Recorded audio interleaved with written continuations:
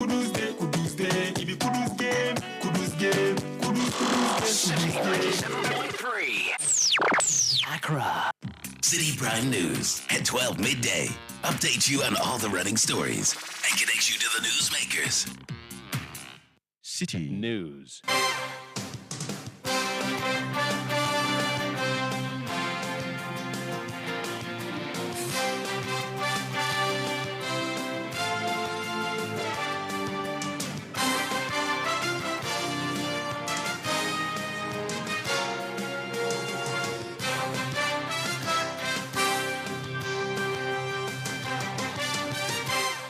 Hello, this is Citi Prime News on 97.3 Citi FM. The bulletin is coming to you live from our studios at number 11, Dr. Martin Loop in Adabraka, Accra. My name is Ni Latte here with Eno Safo. In this edition, mixed reactions greet presidential intervention in the expulsion of 8 final year students of the Chiana Senior High School after they rained insults on President Akufo-Addo. It is a positive call that the president has made, and we would appreciate the intervention that he has provided. And it resolves the issue of the children being sacked and then they being denied their right to education. We get to hear the thoughts of stakeholders in education. Also coming up this hour, 8 persons battling for their lives after they were involved in a car crash at Gumwa and Tiaze on the Winneba-Mankesim Highway. More as officials are blaming the development on overspeeding. Still on Citi Prime News, rehabilitation work on the Ofankor and Nsawam Junction Road here in Accra to be completed on time. That's the assurance from contractors working on the stretch. We are going to work day and night, and then over the weekends as well. We strongly believe we will be able to meet the target. The Citi Prime News is live across the country on our partner stations, including Tumpani Radio 88.5 in Nadoli, Recast 92.1 FM in Bongo Namo, Nostar Radio 92.1 in Tamale, Nobia FM 98.1 in Nalerugu Beach, 105.5 FM in Takrady Focus, 94.3 FM and Orange 107.9 FM both in Kumasi, and Sela Radio 97.1 FM in Dabala Plus, Holy FM 98.5 in Aplao. All around the globe, we are live on citynewsroom.com. Citi Prime News at 12 midday. Update you on all the running stories and connect you to the newsmakers. Details now. President Akufo-Addo has intervened to get the 8 final year students of the Chiana Senior High School in the Upper East region who were dismissed over their derogatory comment against him reinstated. The Ghana Education Service, after investigations into the conduct of the students, dismissed all the 8 students from the school. However, after calls by a section of the public for the president to intervene in the matter, the Ministry of Education has asked the Ghana Education Service to revoke its decision to dismiss the students. In a letter signed by the spokesperson of the ministry, Kwesi Kwarteng, the GES has been asked to reconsider an alternative disciplinary action. We have been joined on the line by the spokesperson for the Education Ministry, Kwesi Kwarteng, here on Citi Prime News. Good afternoon to you, sir, and thank you for joining us here on the Citi Prime News. First, let me find out from you and begin from here. How soon is this reversal or reconsideration going to take place? Thank you very much, and a very good afternoon to your listeners. The Minister has given the directive. The expectation is that the Ghana Education Service, by close of day, resolve the issue, and then communicate it to the parties involved and the public accordingly. So our expectation is that within the day we should see a statement from the Ghana Education Service. Very well, but at what point did the president intervene in this particular matter? Yeah, obviously, as we know, after the outcome of the disciplinary action, we will realize the Ghana Education Service communicated the approval for the disciplinary action, especially with regards to the punishment that has been meted out. It was against the backdrop that the president felt that, well, even though he agrees that indeed they have to be maybe go through disciplinary measures in terms of the kind of punishment that has been meted out, he won't wish it varies. It's based on that he requested the Ministry of Education to supervise and make sure that the Ghana Education Service varies their position when it comes to the punishment. I'm sure, in the wisdom of the president, definitely he wouldn't want the students to be out of school. And so it's a dismissal option that he disagrees. And we have also taken it in good faith and we'll be working on it accordingly. Right, but we've heard from the Ghana Education Service. It has condemned the act by these students and, in fact, dismissed them accordingly. But independently, what is the view of the Education Ministry on this particular subject matter? Yeah, obviously, the GES works with us. And so initially we stood by the decision because we felt that it was an opportunity to draw the sectional lines, state it very clearly, and send a very strong signal to the students that yes, we love you, but at no point would we allow you to disrespect leadership, authorities, and create a chaotic environment in our schools. And so yes, it was a decision that we all respected and stood by. It was a decision that teachers endorsed. It was a decision that a lot of people also endorsed. But of course, ultimately, the buck stops with the president, and then he has made a decision, and we as the people have to go by it. So yes, we respect the decision of the president. Ultimately, this one is more or less a win-win situation because at the end of the day, even though the punishment ought to be varied, it also gives an opportunity for the girls to get back to school at the same time, especially now that we are not seeing the dismissal option. Right, but as you speak, you indicated that the ministry works with the Ghana Education Service. But I want to find out from you that beyond the press statement that you have released as a ministry, have you also contacted the GS as far as this issue is concerned?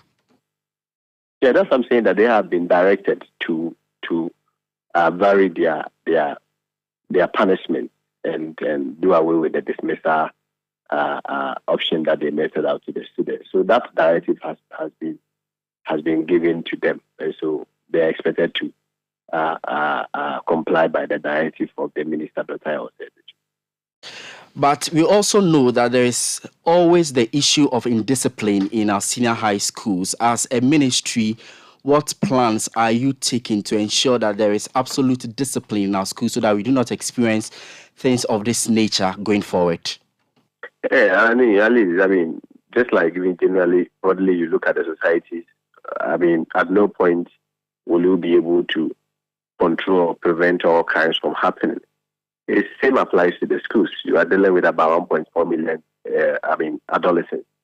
Yes, you may have the rules in place, you may have the regulations in place, but you may still get students who may go beyond that or traverse the rules. It's against this backdrop that we even felt that we needed to send a very strong statement out there that, well, you cannot, go on like that, and such acts of indiscipline cannot be tolerated or countenanced. But here we are, even though the president has spoken, it's still up to us to be able to take the students through proper counseling regime. At the same time, where sanctions ought to be meted out, or to also be measured out, especially in a commensurate and proportional manner. And then we expect that with the kind of educational system and the cultural environment that we operate as a people, we should be able to curtail some of these things. But it's not everything that the human mind can comprehend that you'll be able to prevent. It's the one reason why there are rules and regulations that regulate them, and it is expected that most of these students also abide by the rules and regulations so that they'll be disciplined in the various schools. Well, maybe you should be explaining to us what is the current status of the use of mobile phones in school, because as we all saw, these students captured their act on mobile phones whilst in school. And what is the current disciplinary action thereof on the use of mobile phones in our senior high schools? Yeah, GES rules does not permit the use of mobile phones at the moment. And so, that's the current status quo with almost all the schools. It has not changed, and that policy, until it is revised, remains the same. Mr. Kwarteng, this is the second time President Akufo-Addo is intervening in a matter such as this to have a decision reversed by the Ghana Education Service. Are you able to tell us at what point can the GS take decisions where there is no quote-unquote interference? I wouldn't call this interference because you have to look at the intent of the decision of the president before you're able to say whether there was an interference. Even if there is an interference, then there is a positive interference. Because an interference that seeks to get the students back to school, and more or less, as civil society had already said, because the argument was that the decision that was taken was going to waste the educational fortunes of these girls. So even if it is interference, it's a positive one. So we have to take every case based on its merit, and then based on the merit that it presents, we should be able to, make judgments from it. And so you're asking the Ghana Education Service to reconsider an alternative disciplinary action. What alternative disciplinary action should the GS take for both parties to be satisfied? Yeah, I will not be able to prejudice what they are going to do, but I can confirm to you that right now the dismissal option is ruled out. All right, we are grateful. That's spokesperson for the Education Ministry, Kwesi Kwarteng, speaking to us on President Akufo-Addo's intervention on the dismissal of 8 final year students of the Chiana Senior High School in the Upper East region after they made some derogatory comments against President Akufo-Addo. We are staying a while longer on this particular subject matter because we have been joined on the line again by Executive Director of Education think tank Africa Education Watch, Mr. Kofi Asare. Yesterday, Mr. Asare spoke to you when this particular development unfolded. You said that the dismissal was up. Today, as we all know, President Akufo-Addo has intervened, asking for a reconsideration of this particular sanction. What do you make of the president's intervention? Well, I think the president has the right to do so. As president, he appoints the Director General. But let me indicate that in our system cases, we indicated that the parents and the students have the right to appeal the process and the outcome if they feel that they have been unfairly treated. That was explicit in our statement. And we have the opinion that, look, there is a disciplinary process that has been going on since November. Okay, so if the outcome has been communicated, the first thing we need to do is to get a full report of the disciplinary process. And on the basis of that, then you can judge the process and the outcome. But you don't need pronouncement on the outcome. Then you have not even seen the report of the disciplinary hearing. That's why we advise that yes, we accept the GS decision, but the students have the right to appeal if they believe that the process and the outcome is unfair. So with the presidential intervention, we hope that the president is actually doing what the students were asked to do to appeal in the process, and the president has actually requested that the punishment should be reviewed. We believe that it is important to respect the independence of institutions and the mandate of schools to instill discipline. As much as possible, we must try not to create the impression that the society, not even the president, it happens every day in our schools. Influential people are always in the affairs of schools and then prevent them from exerting discipline. So it shouldn't be seen that the rules are always being sacrificed for people of influence. If that continues, the teachers will lose morale in exerting discipline, and so our schools will become dense of indiscipline if they already haven't become thin. So that is our main concern about this. But obviously, we always believe that yes, there's a right to appeal for a review of the decision, and based on that, if the decision is seen to be high-handed, of course, it must be mitigated. But that option of appealing didn't happen. It took the intervention of President Akufo-Addo to have this particular, development reconsidered. But will you also describe it as a worrying trend that whenever students are dismissed as a way of sanctioning them for misconduct, the president steps in? It is not just the president. It is not just the president. I'm sure the media will only take it from the perspective of the issues that get to the national level and become topical issues. But it happens every day now. Not the president. Someone is suspended for engaging in, let's say, drug-related offense, and then the person is someone who is influential, interfere seriously the entire process. Then the schools give up because they know that if you go at length to stay discipline or enforce existing disciplinary rules, you're going to find yourself in trouble, or someone is going to, if you like, rubbish your whole efforts. You understand? So when you talk to the teachers, that's what they say. That at the end of the day, if you don't instill discipline, your salary will not reduce. That's what they say. But I have a good opinion that education is not just about academics. It's also about morals and responsible upbringing. And so anytime there's an issue of high-handedness in the exacting discipline in our schools, I will always prefer to review the actual disciplinary committee reports based on which a determination of whether there was high-handedness or not was made, and not to, on the back of public emotions, rubbish the outcome, because anytime we are quick to do that, we kill morale in the schools, and then we create a sense of impunity among the students. At any time you misbehave, not just the president, not the president. I don't want to talk about the president, but that one is just a broken notion that someone influential will come in and then rescue you. That president has not helped the staff of the schools. So the balance is what we must all work towards and improve. So is Africa Education Watch willing to trigger any processes to get the full reports of the disciplinary committee? Yesterday we requested from the Director General a copy of the report. And so we are getting the reports today. Yes, yesterday. And being proud to that, we had discussions about possible alternatives.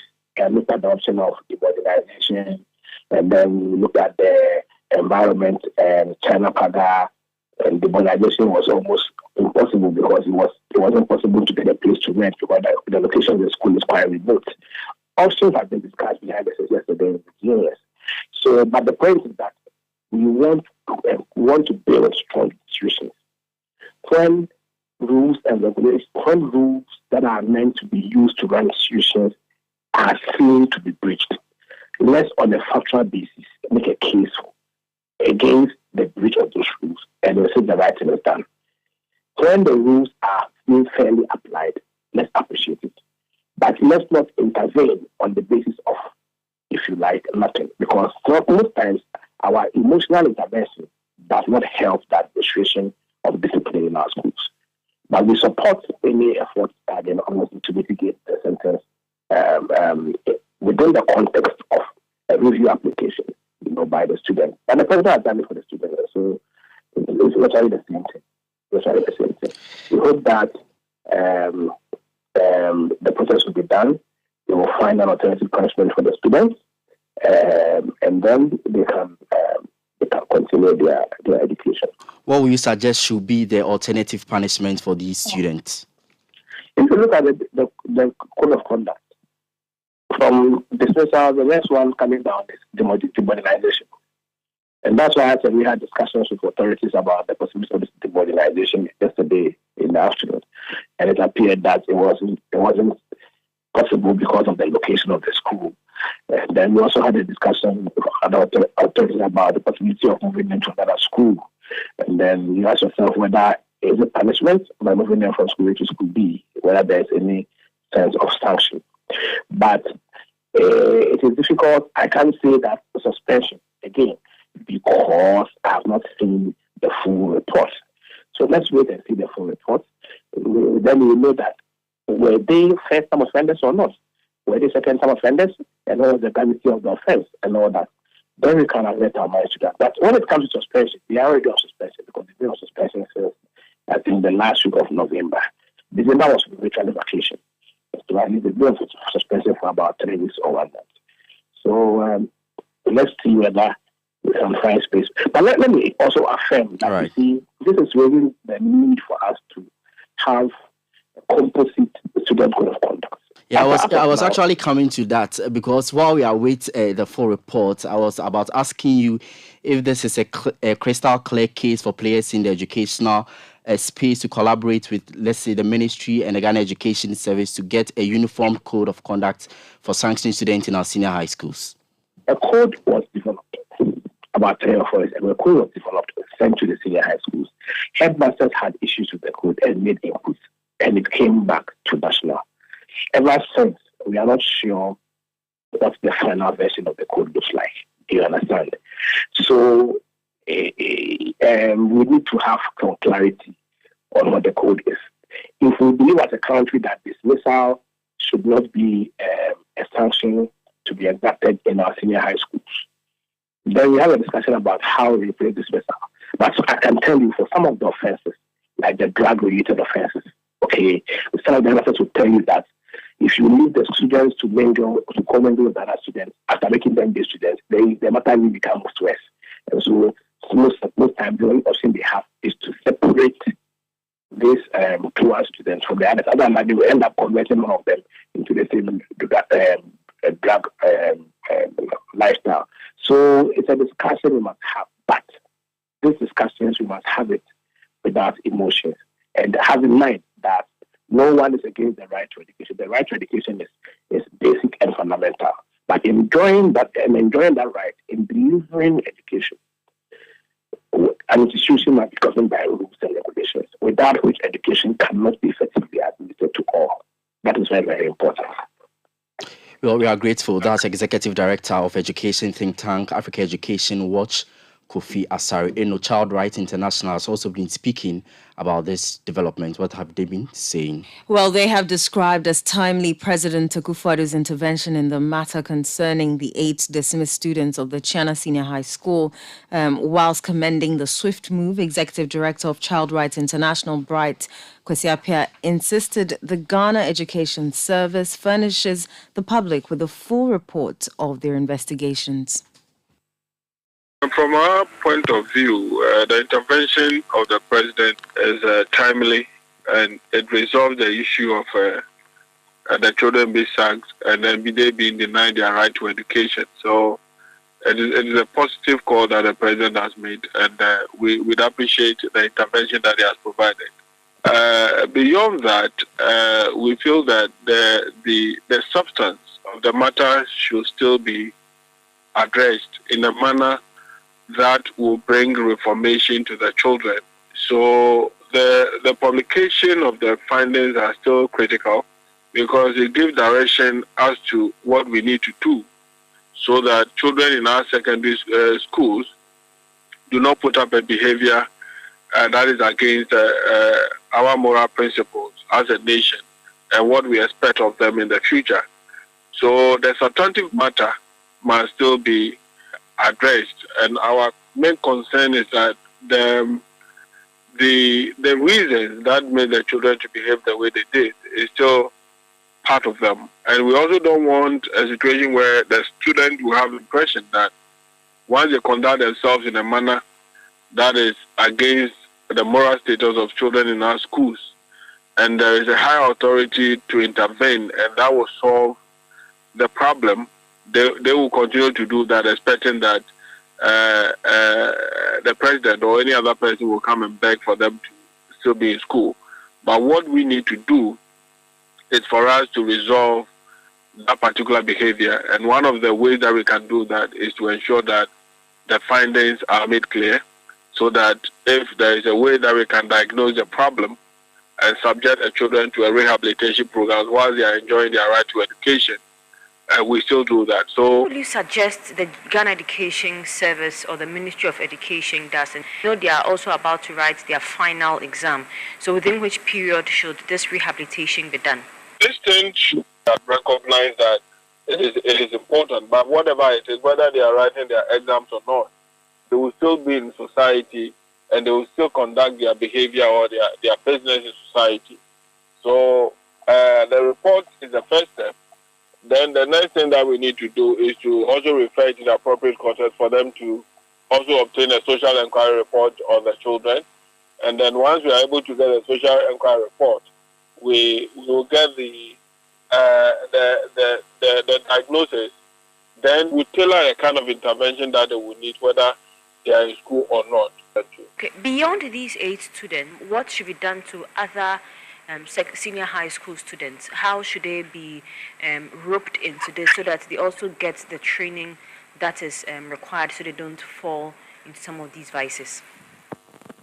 Yes, some of these behaviors should not even be experienced in our secondary school at all. So what is needed is that once we get the report and then there are recommendations attached to the report, it should inform policy formulation and how the institutions will be guided in terms of the conduct of children in our secondary schools. And that must always be part of the way and manner we want to raise the children. So in terms of the policy environment in our schools, some of these findings should inform how we have engagement with the children so that they can comport themselves in a manner that it deserves. You heard Executive Director of Child Rights International, Bright Appiah. You are still listening to the Citi Prime News on 97.3 Citi FM live from our studios here at number 11, Dr. Martin Loop in Adabraka, Accra. My name is Ni Latte. This afternoon, I'm here with Eno Safo. Still to come, 8 persons are currently battling for their lives after they were involved in a car crash at Gomwa and Teaze on the Winneba Mankesim Highway. If you do stay with us, we get to hear from fire officers who are blaming the development on overspeeding. Citi Prime News at 12 midday. Update you on all the running stories and connect you to the newsmakers. Counting a population of over 1.4 billion people, a vast wealth of natural resources and brilliant minds, welcome to Africa, where our collective prosperity is very much achievable. This is why the Africa Prosperity Network, under the auspices of the President of the Republic of Ghana and the African Continental Free Trade Area Secretariat, presents the Africa Prosperity Dialogues, dubbed the Kwewu Summit. From the 26th to the 28th of January 2023, His Excellency Nana Addo Dankwa Akufo-Addo will host some of his colleagues, heads of state, over 500 business leaders and social sector leaders on the continent and in the diaspora for the Africa Prosperity Dialogues. Themed AFCFTA from ambition to action, delivering prosperity through continental trade. Register at www.africaprosperitynetwork.com.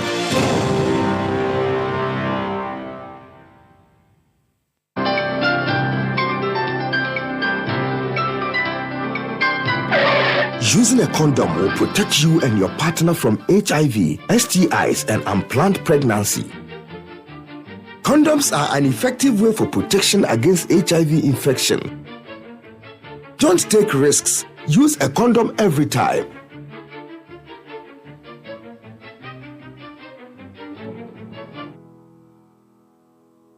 Always come prepared. This advert is brought to you by the Ghana AIDS Commission and Ghana Health Service. Citi Prime News at 12 midday. Update you on all the running stories and connect you to the newsmakers.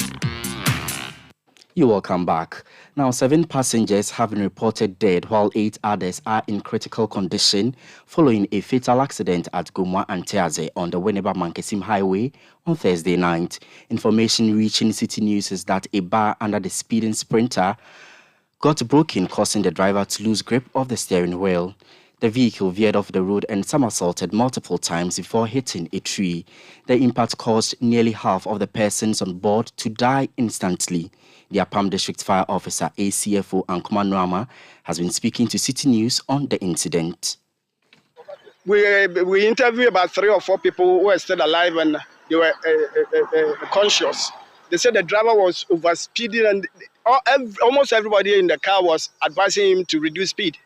He was jumping ramps. So he met another Sprinter bus and he wanted to overtake it. But as they were racing, because the other vehicle was also running fast, they didn't want to give it a chance. As they were racing, they heard noise under their car as if something was broken. And then the driver lost control. And they veered into the bush. And it traveled, you could see it traveled some distance before it hit this big tree. And the vehicle stopped. So it is overspeeding. Do you have any advice? Yes, it is the same old thing. Please, the drivers should take caution. They should get restrained when they are behind the wheels. Overspeeding and wrongful overtaking is not very much healthy. And it's really affecting us. So if really, they will always be a little bit cautious on the way. The only thing is you pick your passengers, you take them to their destination. That makes you a good driver. So they should stop the overspeeding and wrongful overtaking. ACFO Ankuma Nuama is the Palm District Fire Officer in the Central Region. A labor analyst, Austin Game, says the 30% base pay increase for public sector workers may lose its value if Ghana's economic situation is not stabilized. Government, after 9 meetings with organized labor, agreed to increase the base pay on single-spine salaries of public sector workers by 30% from January 2023. Organized labor, who from the onset of negotiations was demanding a 60% increase, said their request was necessitated by the current economic situation. However, speaking to Citi News, Austin Game says looking at the current inflation and other economic conditions, the agreed base pay increase may lose its value. If you project that we have currently end of year 54.something% being inflation, and not knowing what the consequences will be on all of us from economic point of view, 30% is a compromised figure. It may not be, if things go haywire, it becomes useless. Nonetheless, it will serve a purpose. That's why I believe organized labor was a little bit more vociferous about it, not wanting to yield to, if you recall, at 60, they even went to 65 before descending. It's part of the strategy, all right, but they were also being truthful because traditionally in Ghana, we pay inflation, we pay cost of living, that is what we do, not necessarily based upon real sharing of data on economy. Meanwhile, Austin Game believes government's coffers may be affected following the decision to agree to the new base pay rate. Obvious. I mean, any 1% adjustment covering well over 700,000 people, any 1% could result in a huge chunk. That is the true position. That is why, what are we deriving out of all this? It's not even about government. It's about the people who pay for the services of the 700,000 and over. Let's take the health sector. What are we deriving out of it? What is in place to enable them to perform better? Do they have all the tools? Do they have all the equipment? Do they have all the training required? Do they have that capability, the flexibility to perform their duty? Austin Game is a labor analyst. Now, former secretary of the defunct Interministerial Committee on Illegal Mining, Charles Bissiu, wants the court to prevent the Office of the Special Prosecutor from investigating him. On October 10, 2022, Special Prosecutor Kisi Ejabin started investigating some public officials over their alleged involvement in illegal mining, also known as Galamsey. But in a writ filed on January 4 this year at the Accra High Court, Mr. Bissiu is of the contention that the police have already investigated and exonerated him of any wrongdoing. It is therefore his case that the office does not have the powers to review the investigations of the police or investigate him when the police have already investigated and found no adverse findings against him. Again, he is seeking a declaration that the powers granted the Office of the Special Prosecutor under Act 959 does not allow the anti-graft body to investigate and prosecute him when the subject matter had already been dealt with. The Institute of Energy Security is imploring the government to revive the Tema oil refinery. The institute believes that TOR has the potential of reducing the burden on the state to find more than $300 million each month to import crude. There's more in the following report by Citi News' Charles Owusukumi. Petroleum products are very essential to the Ghanaian economy, and whenever prices go up, it resonates throughout the whole economy. It's become imperative now that government finds alternative means and creative means of getting cheaper fuel onto the Ghanaian market. And one of the ways government intends to do this is to barter Ghana's gold for imported oil. Now, this policy has been met with different reactions from different quarters within the petroleum sector. One of the players in the petroleum sector, the Institute of Energy Security, have been speaking on this issue. Nana Amwesi the 7th is the Ankobia Hene of a Kumfi traditional area. He's also the executive director of the Institute of Energy Security. This oil, good for oil arrangement that government is bringing in, using to bring in the fuel, can also distort the existing market structure. It can distort the supply of oil into the country. The BDCs are expecting about 340 million to bring oil or fuel. You are giving them just 100 million. Touch wood. If, let's say, there's a force majeure and government vessel cannot come in, what happened to our fuel supply security? We are in a ditch because the BDCs are importing less than they would have wished to, with the expectation that government is bringing in oil or fuel, and it didn't work that way. Then, of course, we were going for shortage of fuel on the market. And when you bring in shortage, then, of course, you're also getting set to buy the commodity at higher price. Okay, so there are uncertainties at this moment. One can also not tell what the price of government fuel will be. How much did they get it for? Anytime you bring in a middleman in this arrangement, it's a fertile ground for corruption. So we are asking government, who is the intermediary in this case? How was the intermediary selected? What is the experience of this intermediary? How much is this agency or intermediate earning per barrel arrangement? Nana Amwesi also suggests to government to revive the Tema Oil Refinery as a measure of ensuring consistent supply of affordable fuel on the Ghanaian market. We have an existing refinery, Tema Oil Refinery, 45,000 barrels per day. That can meet almost half of our daily demand. We have a new refinery, Citi Refinery, coming up February, March this year, 45,000 barrels per day. When you put these two refineries together and they are working at, let's say, 85% utilization rate, they are meeting almost 90% of our domestic need. One would have thought that you render support to these entities, make sure that tomorrow refinery come back to life. There's a refinery that's been sitting idle for close to 2 years. We believe that it's not in the interest of some group to see Tema Oil Refinery work. We believe strongly at IES. If it's not the case, the energy minister would have been hard on this arrangement. The president would have been more focused on this arrangement than focus on gold for oil and put value for somebody's oil.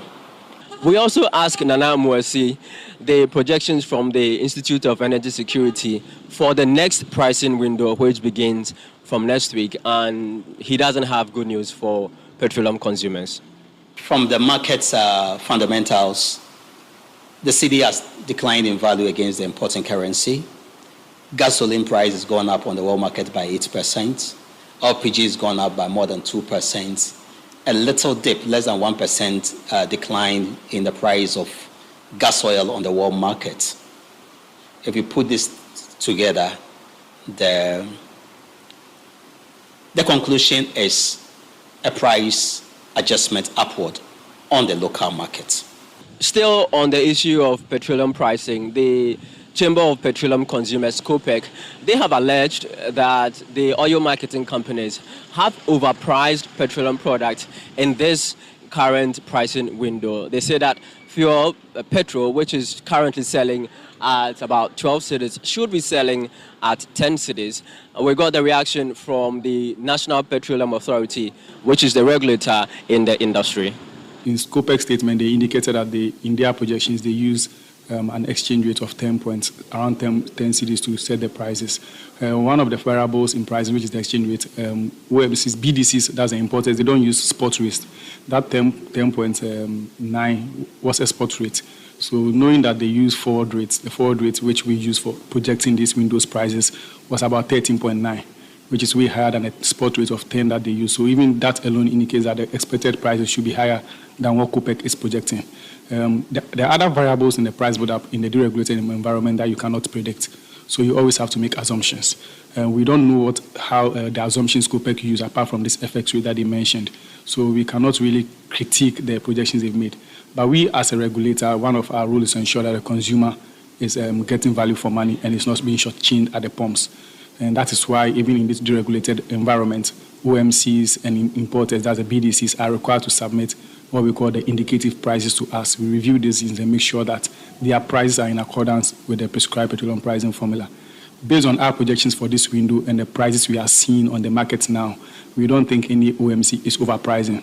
Meanwhile, the National Petroleum Authority has also revoked the licenses of 30 oil marketing companies. These companies have lost their permits for failing to comply with the rules and regulations of the authority on acquisition and maintenance of these licenses. Although government says that the first consignment of the gold for oil barter arrangement will be arriving by next week, players in the industry believe that it will not come soon enough to have any significant impact in the second pricing window. And judging by the increase in prices of oil on the world market and the marginal depreciation of the cedi against the dollar, it is expected that consumers would have to pay more for fuel at the pumps in the next pricing window. For Citi News, Charles Osukumi. Still, the Citi Prime News on 97.3 Citi FM. Still ahead, minority in parliament slams government for failing to succeed with its one district, one factory policy despite huge financial commitments. Citi Prime News at 12 midday. Update you on all the running stories and connects you to the newsmakers. Dakar, Senegal, the city full of art like an open gallery, the city that harbors the pristine beaches of the West. Dakar, Senegal, the city that you can now get to faster. Fly to Dakar, Senegal from Accra 2 times a week with Kenya Airways. Visit www.kenya-airways.com or contact the Kenya Airways sales office to book a seamless flight from Accra to Dakar and over 40 other destinations. Kenya Airways, connecting Africa to the world and the world to Africa. Citi Prime News at 12 midday. Update you on all the running stories and connects you to the newsmakers. Thanks for staying with us here on the Citi Prime News on 97.3 Citi FM. Let's now go to the campus of the University of Ghana because former executives of Commonwealth and Mensa Saba halls there say they will continue to be at the premises of the halls to demand their rights are respected. The executives are part of continuing students who have been affected by the school's new residential policy. This policy restrains all students, apart from freshmen, from being residents of the two halls. This is in line with the school's strategy to curb any form of vandalism as seen in previous academic years. On day 2 of reopening, there was police visibility at the entrances of these two halls to prevent the affected students from entering. Some of these executives have been speaking to Citi News on their frustrations. I personally wanted to see someone, at the tutorial office for something. And then I got here today, and it's still the same thing. People are saying, the security personnel are saying that they are not allowing us, we continuing students in. But then, fine, my problem is, school is in session now. Reopening date for continuing students was supposed to be yesterday, of which I know people from far places are already on campus. But then, looking at all this, I think management isn't doing the right thing. Because if you are leaving people from Kumasi, people from Tamale, they're traveling from far places to campus, and then they get to campus and then they realize that no, they don't have any place to sleep. I think it's actually a bad thing on management side. Commonwealth Hall, which is a traditional hall, pays less. diaspora pays more, and some of the hostels to pay more even than the diaspora. So I choose to come to Commonwealth because of my financial situation. I know that when I come to Commonwealth, it is about 750 that I'll pay a SIM. But you taking me out of Commonwealth and taking me to diaspora for me to pay about 4,000 cedis, I cannot do that because I know some of my colleagues who work. Some work to cater for themselves. It's not that their parents are catering for them. They work in school. And you are just in your office making these laws and taking us out of the hall and sending us to the diaspora who are paying 4,000, which we can't afford. That means you are not even just giving us residence, you are taking us all out because we can't pay for the diaspora. That means you are making us non-resident. Those were some former executives of the Commonwealth and Mensa Sabah halls at the University of Ghana. The minority in parliament says the government's one district, one factory policy has been a complete failure despite spending over 10 billion cedis on the project. The group says the intervention has failed to tackle the unemployment situation, bridge the gap between agriculture and industry, and cut down on imports as promised. Here's Ranking Member on the Trade and Industry Committee of Parliament, Emmanuel Amakofibua, addressing the media. The 1D, 1F project has been a complete failure and a waste of resources. We call on the banks providing funding to support this one initiative to confirm the disbursement of these allocations. Finally, the MPP government must account to the taxpayers for this failed policy initiative. In the light of the limited time remaining of this government in power, and considering that only limited number of factories, whether green or brownfields, are running, it can be concluded that the policy is not working and has not made any progress in the quest to moving the country from the agro-based economy to an even semi-industrialized economy. Where is the even distribution of factories in each district promised when we know that out of the 296 so-called 1D, 1F factories, which, let me emphasize again, these are existing factories. At some point, we got to a point where the government saw that it was a complete failure. All they did was that they come to you, can we put our soundboard and give you money and give you stimulus? Emmanuel Amakofibua is Ranking Member on the Trade and Industry Committee of Parliament. Now, contractors on the Ofankor to Nsawam Junction Road have indicated that rehabilitation work on the stretch will be completed on time. They maintain that work is being carried out day and night to ensure that the project is not delayed. City News' Philip Nilate visited the construction zone and has come through with this report.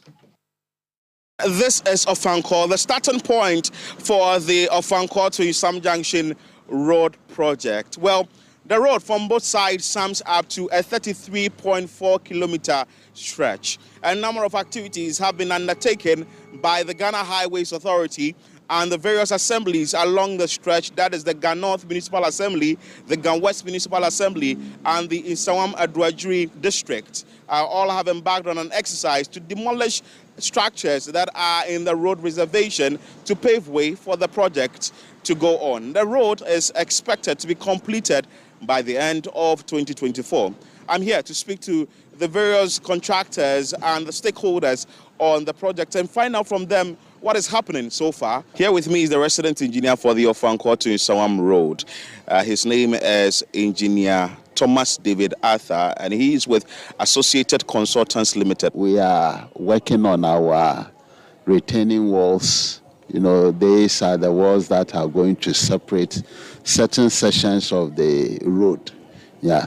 In fact, if you look at the design for the road project from kilometer 0 to 200, kilometer 2 plus 400, you know, the design is such that we have 2 by 2 carriageway coming in within the middle section of the road, that is Kumasi direction and Kumasi to Accra direction. Then on the outside, we tend to have the 2 by 2 service lanes. Mm-hmm.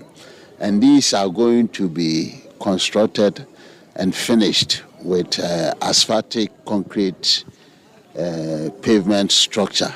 Mm-hmm. Yeah.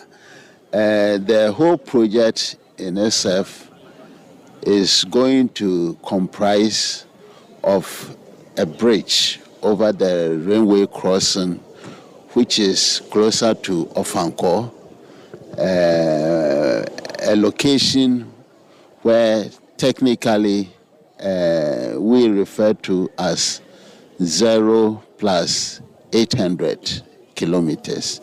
We are seriously dealing with our retaining walls, yes. And so when you go along the road section, the road stretch, you will see that the concentration is on the retaining walls. That our contractor is well resourced, yes. The number of vehicles and equipment that he has put on the project, yes, it clearly shows that he's in to do serious business. So as for that one there, we can assure them we are going to work day and night, and then we are going to also work over the weekends as well. Yeah. So with that, we strongly believe we will be able to meet the target. Senior Project Manager for the Ofanko to Isawam Junction Road, Engineer Mahama Abdullahi, is hopeful that the road will be completed within the 24 months, barring any unforeseen circumstances. We're going to have a lot of works done beyond the normal hours of 8 to 5. If you visit the site in the evening, you see that a lot of works are ongoing. Works that will not be a difficulty during the night are also taken into consideration. There are a lot of light to illuminate those areas where we are doing massive extension works in the evening, such as the drainage works, the excavations, the median filling. Yeah, so we are very hopeful that without any force majeure, extensive force majeure, i.e. extensive rains, Maripoma should be able to complete the project within the stipulated period. And we expect that the motorists would actually adhere to, so that we don't come to have bottlenecks that will inconvenience other motorists who are using the road. Aside that, I think we'll just be on the same course to be able to finish the road on time. What will be your final words? The motorists or the general public should just be hopeful that the contractor is worth his salt. Maripoma is a very big local contractor who has a lot of marks achieved already in the construction industry. So this is just one of them that we're just going to add to the glamour of work that they have already executed. Rehabilitation of the Ofanko to Isawam Road is moving on steadily. According to the contractors, they are hopeful that the project will be completed on schedule. Reporting for Citi News, my name is Philip Ni Latte. Constituents of Swami in the Ashanti region have expressed mixed reactions following the decision of their Member of Parliament not to seek re-election in 2024. Honourable Osei Mensah Bunsu has been in Parliament since January 1997. The leadership of the New Patriotic Party in the Swami constituency insists the MP has done unprecedented work in the constituency. Our Middle Belt Bureau Chief, Edward Opongmanfo, has more in the following report. Ghana's majority leader, Mr. Osei Mensah Bunsu, has been in Parliament since January 1997 and has been representing the people of Swami. It has not been without controversies over the years. Some have applauded him for doing a lot to improve their lives. Others have also criticized him. In July 2022, some constituents nearly attacked him after the Member of Parliament made some attempts to inspect construction works over here. He was inspecting the state of road construction in the constituency. The residents at the time indicated that the Member of Parliament has not been doing enough to ensure their roads are constructed. Now the Member of Parliament has come out to indicate that he's not contesting in the 2024 general election. So after his term ends, that will be it. We're here to gauge the mood of the constituents. It's okay. Because if he doesn't resign, like we have made our mind to protest against him. Because he's not helping us. Go to Blema and see. You see, the one who is not MP, go and see the outfitters that he has built for us. And there, every day, morning, afternoon, evening, we are playing football there. So even the day we were opening the pitch, he couldn't come there as MP for Swami. Kennedy from Asin, he was there. Otunfo and Co was there. but MP for Swami couldn't come there. Because official, he couldn't do that pitch for us. So you feel he has not done much for you here? Never. He has disappointed us. He has disappointed us a lot. Some residents are, however, calling on Mr. Osei Mensah-Bonsu to reconsider his decision and contest in the next elections because of the years of experience that he has had. They believe that Parliament still needs his experience. He's doing well with this area, especially the roads and what can I say, the street lights. Some are on, some are off. He should continue. We don't have men at the Parliament time. We don't have men to work for Ghana. I'll be happy if he continues to work with the Parliament, with the MPP government as well. If he is not contesting, it will not help the party in the first instance, because he has experience in the politics and in the Parliament. Although he's not a lawyer, but with the more experience he has got from the parliamentary proceedings, if he is not contesting, it will not help the party, even the MPP itself. So, to my point of view, he should continue until he becomes weak. Otherwise, he should not stop going to Parliament. This Swami Macro through to the Chronom stretch is the portion of the road that led to the near attack on the Member of Parliament for this area. The residents are so far happy with how construction works are going on, and they are calling on authorities to ensure that they commence work on the interchange project as early as possible so that it gets completed on time. Oh, they are working. They are still working because from here to Chronom, they are working and everything is going on. About the interchange, they said it will come on. So we are still waiting. And we are waiting to see whether they will do or not. For them, we don't trust them. It's our own party, but we don't trust them. If they say they will do, we are waiting to see. For the interchange too, it is going to make transformation. One, all the problems around the Swami area will change. It will be the inflow of vehicle, and then those who are doing their work also here, people will come and buy plenty, and then it will beauty that Swami itself. I've been joined by the communications officer for the Swami constituency for the NPP, Lilia Pia, to really find out what the Member of Parliament for this area has been doing for the people over the years. If you go to all these electoral areas, virtually we have developments, new structures ongoing, some are completed and handed over to the education office. And that is it. And providing computers, laptops for the schools, some of the schools, not all of them, some of the schools. Yes, so I think with the education sector, he has done very well. People were talking, agitating, there is no development, but you know, KMM mostly concentrate much on the central business area. So led with the other constituency were lagging behind. So he was rather pushing that we get a district assembly, and that calls for the 5 newly created districts within KMA. And that has really helped. So now, with his support and with the assembly, we have now 3 hospitals built within the constituency. To talk about the Swami Magazine, to talk about, we have the GMPC project here, and then there we have the Agenda 111, is also at Anomanyi. So the GMPC that's Kwapra is fully completed. So left with the equipments that we have to stock in the various facilities. Now, if we come to roads, that was, it's still a major problem. But I would say that so far, so good. We have covered about 70 to 75%. Inhabitants within Swami are urging authorities to address the numerous concerns they have been raising over the years.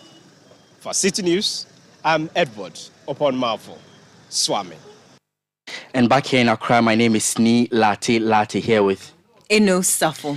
And that's it for the Citi Prime News. It was live across the country on Tumpani Radio 88.5 in Nadoli, Rekas, 92.1 FM in Bongo Namo, Nostar Radio 92.1 in Tamale, Nobia FM 98.1 in Nalerugu Beach, 105.5 FM in Takrade, Focus 94.3 FM and Orange 107.9 FM, both in Kumasi, Sela Radio 97.1 FM in Dabala, and Holy FM 98.5 in Aplau. Visit citynewsroom.com for more on our top stories. Netele Nete Ajaho is next with the afternoon's edition of the City Business News. We really appreciate your company. Have a pleasant afternoon. City 97.3. More variety.